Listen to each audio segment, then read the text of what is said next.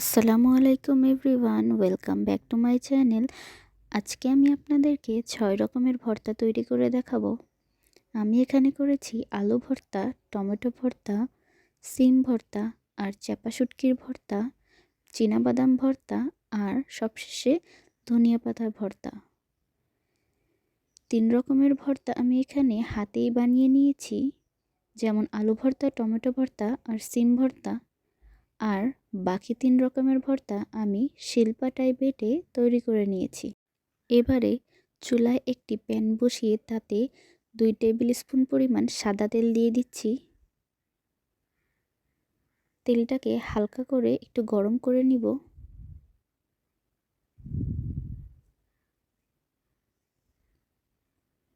তেলটা হালকা গরম হয়ে আসলেই তাতে আমি 10 থেকে 15টা শুকনা ঝাল বোটা সহ দিয়ে দিচ্ছি। চুলার জালটা মিডিয়ামে রেখে শুকনা ঝালগুলোকে ভালোভাবে ভেজে নিতে হবে। শুকনা ঝালগুলোকে ভালোভাবে মুচমুচে করে এখানে ভেজে নিব। ঝালগুলো ভাজা হয়ে গেছে, এবারে এগুলোকে আমি নামিয়ে ফেলবো। তারপরে ওই একই প্যানে পেঁয়াজ কুচিগুলোকে দিয়ে হালকা ব্রাউন করে ভেজে নিব।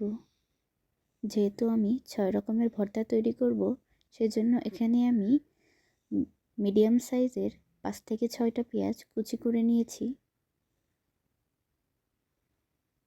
সবগুলো পেঁয়াজকে ভালোভাবে দিয়ে দিচ্ছি।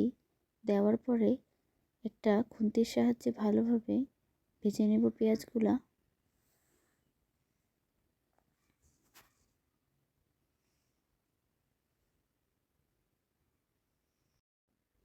পেঁয়াজগুলো হালকা করে ভাজা হয়ে গেছে, এবারে আমি পেঁয়াজগুলোকে নামিয়ে ফেলব।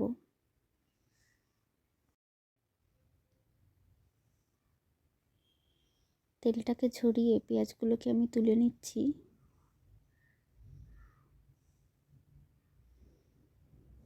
আর বাকি বেঁচে যাওয়া কিছু পেঁয়াজগুলোকে আমি আবারও ব্রাউন করে একদম ভেজে নিব।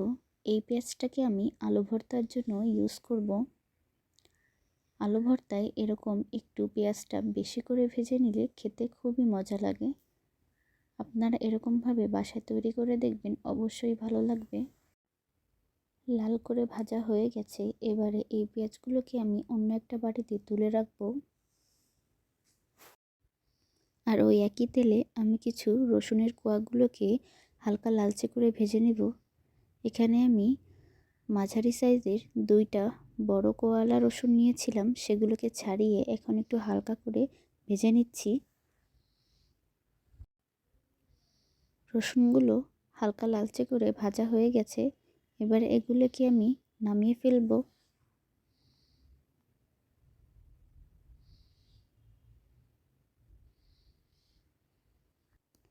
তারপরে ওই একই প্যানে সামান্য পরিমাণে তেল দিয়ে চীনাবাদামগুলোকে ছাড়িয়ে রেখেছিলাম, সেগুলোকে হালকা করে একটু ভেজে নিব। আমি সাধারণত ভর্তা তৈরির আগে যে উপকরণগুলো থাকে সেগুলোকে আগে ভেজে নিয়ে তারপরে একে একে ভর্তাগুলোকে তৈরি করে থাকি। খেয়াল রাখবেন বাদামটা যেন বেশি পুড়ে না যায়, তাহলে ভর্তাটা খেতে তেতো লাগবে। হালকা লালচে হয়ে আসলেই বাদামগুলো নামিয়ে ফেলবেন। বাদামগুলো ভাজা হয়ে গেছে, এবারে এগুলোকে আমি অন্য একটা বাটিতে নামিয়ে ফেলবো। ধনেপাতা ভর্তার জন্য এখানে আমি কিছু জিনিসকে টেলে নিব। তো প্রথমেই প্যানে সামান্য পরিমাণে তেল দিয়ে দিচ্ছি কয়েক টুকরা রসুন। তারপরে দিয়ে দিচ্ছি 4-5টা কাঁচামরিচ ফালি করে রাখা। হালকা করে কাঁচামরিচ আর রসুনটাকে একটু ভেজে নিব।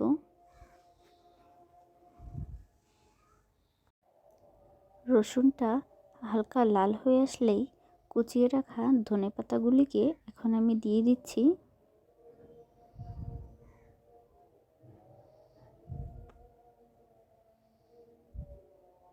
তারপরে একটু নেড়েচেড়ে হালকা ভেজে নিব।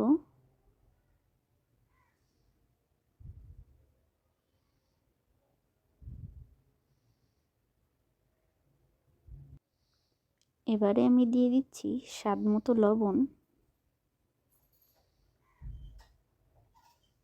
লবণটা দিয়ে সব কিছুর সাথে ভালোভাবে মিশিয়ে নিচ্ছি।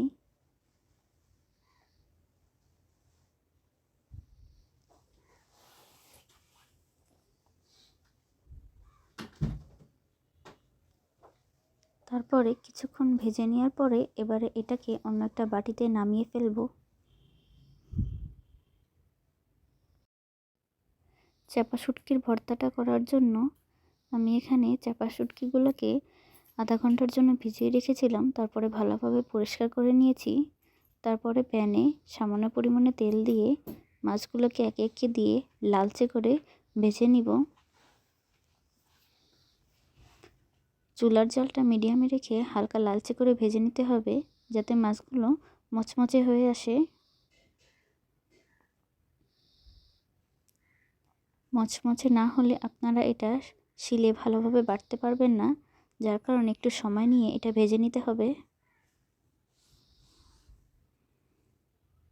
তো ভাজা হয়ে গেছে মাছগুলো, এবারে এগুলোকে আমি নামিয়ে ফেলবো। প্রথমেই আমি হাতে মাখিয়ে যে ভর্তাগুলো তৈরি করব সেগুলোকে তৈরি করে নিচ্ছি। আলু ভর্তাটা তৈরি করে নিচ্ছি। প্রথমেই আলুগুলোকে ভালোভাবে সিদ্ধ করে একটা স্ম্যাশার দিয়ে স্ম্যাশ করে নিচ্ছি। ভালোভাবে স্ম্যাশ করে নেওয়া হয়ে গেলে হাত দিয়ে আলুগুলোকে এক সাইড করে নিচ্ছি। তারপরে দিয়ে দিচ্ছি কিছু শুকনা ঝাল ভাজা, 4-5টা শুকনা ঝাল দিয়ে দিচ্ছি। স্বাদ মতো লবণ দিয়ে ঝালগুলোকে ভালোভাবে ডলে নিব। যে লালচে করে পেঁয়াজগুলো ভেজে রেখেছিলাম সেগুলোকে এখন দিয়ে দিচ্ছি। শুকনো ঝালের সাথে ভালোভাবে একটু পেঁয়াজগুলোকে মেখে নিলাম। তারপরে দিয়ে দিচ্ছি অল্প পরিমাণে সরিষার তেল। একটু হালকা মাখিয়ে নিয়ে আলুর সাথে এবারে সবগুলোকে ভালোভাবে মাখিয়ে নিব। তো ব্যাস, তৈরি হয়ে গেল আমাদের মজাদার আলু ভর্তা। এবারে আমি আপনাদেরকে টমেটো ভর্তা তৈরি করে দেখাবো, যার জন্য এখানে আমি 4টা টমেটো নিয়েছি। সেগুলোকে একটু পোড়া পোড়া করে ভেজে নিয়েছি। এবারে আমি টমেটোর খোসাগুলোকে ছাড়িয়ে নেব। হাত দিয়ে কষলে একটু ভালোভাবে টমেটোগুলোকে ভেঙে ভেঙে দিব।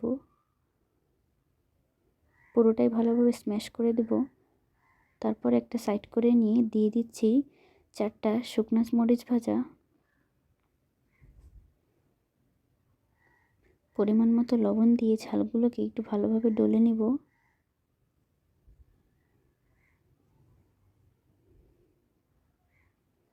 দিয়ে দিচ্ছি একটু পেঁয়াজ ভাজা, আর সাথে দিয়ে দিচ্ছি 2-3 কোয়া রসুন ভাজা। সবগুলোকে এখন ভালোভাবে হাত দিয়ে মাখিয়ে নিব। তারপরে টমেটোর সাথে সবগুলো একসাথে মিশিয়ে নেব। তো হয়ে গেল আমাদের পোড়া টমেটোর ভর্তা। এবারে আমি তৈরি করে নেব সিম ভর্তা। সিম ভর্তাটা আমি ভালোভাবে সিদ্ধ করে নিয়েছি। তারপরে হাত দিয়ে চিপড়ে তার পানিটা ফেলে দিয়েছি। নিয়ে নিচ্ছি 2টা শুকনো ঝাল ভাজা। তার উপরে পরিমাণ মতো লবণ দিয়ে ঝালটাকে ভালোভাবে ডলে নিচ্ছি। তারপরে পেঁয়াজ ভাজার সাথে একটু ভালোভাবে ঝালটাকে মিশিয়ে নেব। তারপরে সিমের সাথে একবারে ঝাল আর পেঁয়াজটাকে মিশিয়ে নিচ্ছি। দিয়ে দিচ্ছি কিছু ধনেপাতা কুচি, আর দিয়ে দিচ্ছি সামান্য পরিমাণে সরিষার তেল। তারপরে সবগুলোকে আবারও ভালোভাবে মিশিয়ে নিচ্ছি।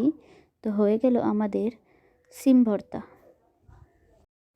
বাকি 3 রকমের ভর্তাগুলো এখন আমি শিলপাটায় বেটে তৈরি করে নেব। প্রথমেই আমি ধনিয়া পাতা ভর্তাটা তৈরি করে নিচ্ছি।